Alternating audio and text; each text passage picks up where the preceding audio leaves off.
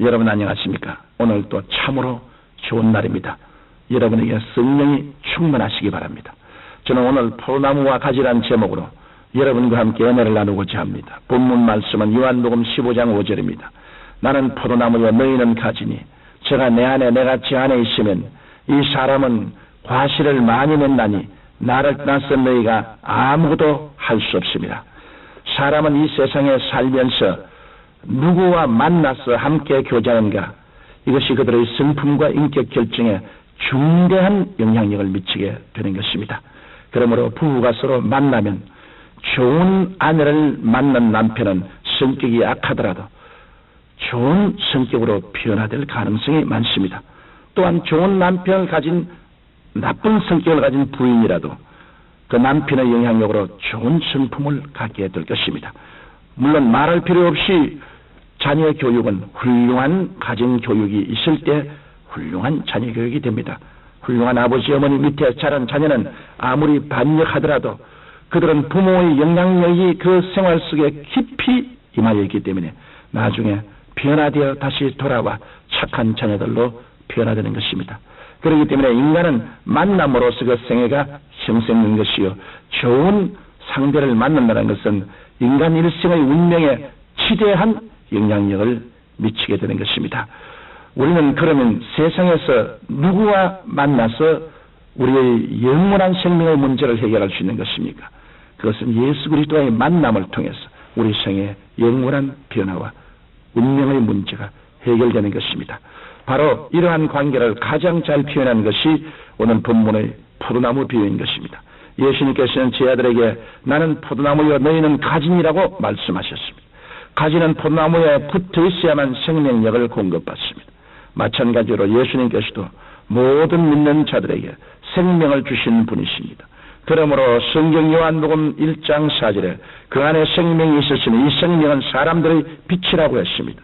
이러므로 우리가 믿음으로 예수 그리스도를 생명의 주로 영접하면 영생을 얻어 하나님의 자녀가 되는 것입니다. 다시 말해 예수님께서 우리의 포도나무가 되시고 우리는 가지가 되어 한 몸을 이루어 하나님의 생명을 넘치게 공급받는 것입니다. 이것을 깨닫지 못하면 승리하는 신앙생활을 할 수 없습니다. 그러면 참 포도나무 대신 예수님과 하나 된 우리는 예수님께로부터 무엇을 공급받게 되었을까요? 먼저 우리는 예수님의 의를 공급받는 가지가 되었습니다. 성경 로마서 4장 25절에 예수는 우리 범죄함을 위하여 내어줌이 되고 또한 우리를 의롭다 하심을 위하여 살아나시느라고 말씀하셨습니다. 이 때문에 죄를 지었음에도 불구하고 못났음에도 불구하고 버림을 받아야 마땅함에도 불구하고 하나님 앞에 부끄러움 없이 쓸 수 있는 것입니다. 또한 우리는 성령 충만을 공급받는 가지가 되었습니다. 예수 그리스도를 구주로 영접한 사람 속에는 성령께서 거하십니다.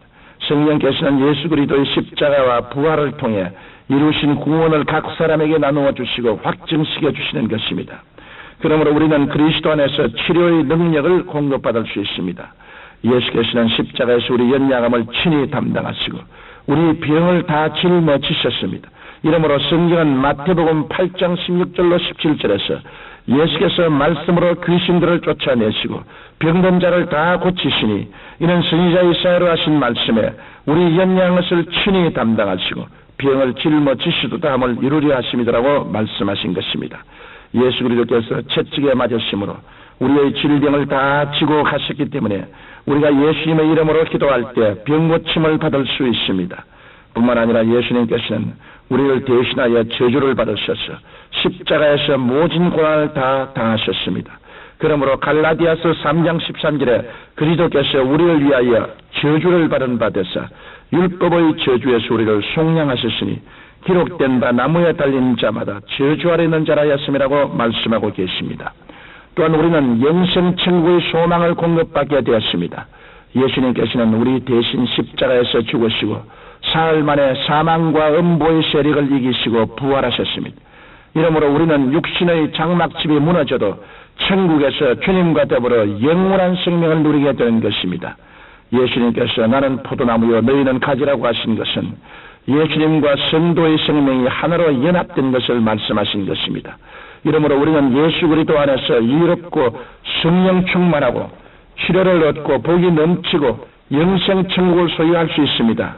이 놀라운 축복은 바로 예수 그리스도의 은혜로 말미암은 것입니다.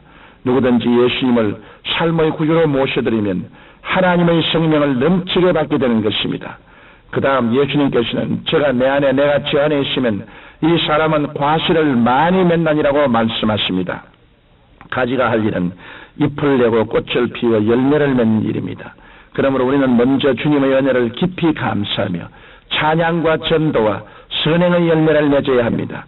성경 히브리서 13장 15절로 16절에 이러므로 우리가 예수로 말미암아 항상 참여의 제사를 하나님께 드리자. 이런 그 이름을 증거하는 입술의 열매니라. 오직 선을 행함과 서로 나누어 주기를 잊지 말라. 이 같은 제사는 하나님이 기뻐하시니라고 말씀하셨습니다. 또 우리는 언제나 하나님을 믿고 바라고 사랑하며 이웃과 함께하는 삶을 삶으로 믿음, 소망, 사랑의 아름다운 열매를 맺어야 합니다. 나아가 포도나무 능쿨이 뻗어나가는 것처럼 그리스도인은 봉사와 헌신의 능쿨을 뻗어 풍성한 열매를 맺어야 합니다. 나만 잘 믿고 나만 잘 살겠다는 것은 올바른 그리스도인의 태도가 아닙니다. 우리는 이웃의 영혼을 위해 기도하고 그들을 주께로 인도할 뿐 아니라 몸들여 시간 들여 물질 들여 봉사하고 헌신하여 교회를 든든히 세워야 할 것입니다. 그러면 우리는 성령에 의지하여 운명과 환경과 마귀를 증부하고 풍성한 열매를 맺을 수 있습니다. 그 다음 예수님께서는 나를 떠나서는 너희가 아무것도 할 수 없음이라고 말씀하고 계십니다. 우리의 조상 아담과 하와가 하나님께 범죄했을 때 그들은 전적으로 타락하여 하나님과 영이 분리되고 말았습니다.